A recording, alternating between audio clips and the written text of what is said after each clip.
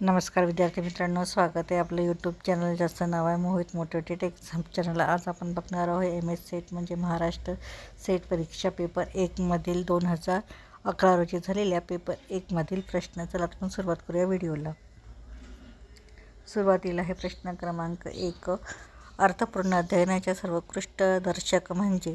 पर्याय आहे परीक्षेत 80% अधिक गुणसंपादनाची क्षमता, एकही चूक न करता शिकलेला आशय अभिव्यक्त करण्याची क्षमता, ज्ञानाची समस्या निराकरणात उपयोजन करण्याची क्षमता, ज्ञानाची दीर्घकाळ धारणा व यादृच्छिकरित्या प्रत्यवहानाची क्षमता।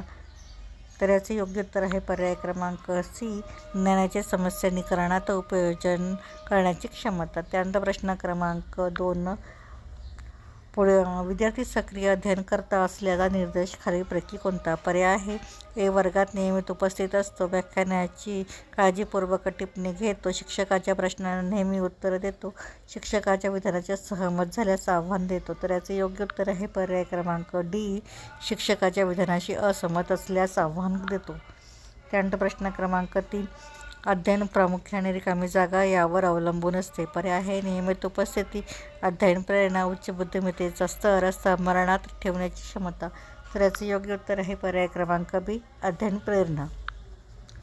त्यानंतर प्रश्न क्रमांक 4, विद्यार्थ्यांना कोणत्या परिस्थितीत बुद्धिमंथन म्हणजेच ब्रेनस्टॉर्मिंग सर्वात उपयुक्त ठरते? पर्याय आहे ए, गणितातील अवघड समस्या सोडविण्यासाठी, एखाद्या ऐतिहासिक व्यक्तींचे विविध गुणधर्म शोधण्यासाठी, खुनाच्या रहस्यकथेतील अपराधाबाबत अंदाज व्यक्त करताना, पाण्याचा अपव्यय कमी करण्यासाठी व कल्पना शोधताना। तर याचे योग्य उत्तर आहे पर्याय क्रमांक सी, खुनाच्या रहस्यकथेतील अपराधाबाबत अंदाज व्यक्त करताना।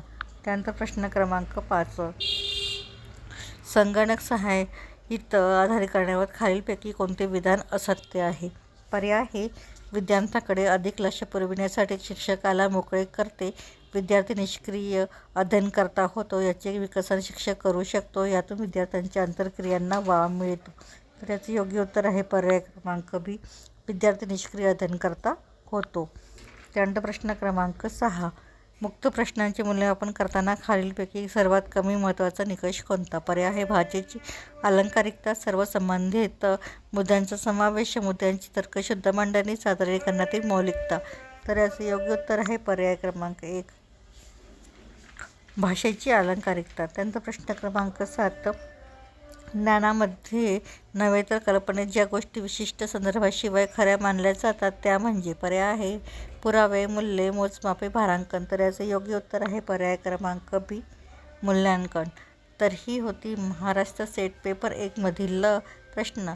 व्हिडिओ आवडल्यास व्हिडिओला लाईक करा, कमेंट्स करा, जास्तीत जास्त व्हिडिओ हाईप करा आणि चॅनलवर जर नवीन असाल तर चॅनलला सबस्क्राईब करायला विसरू नका।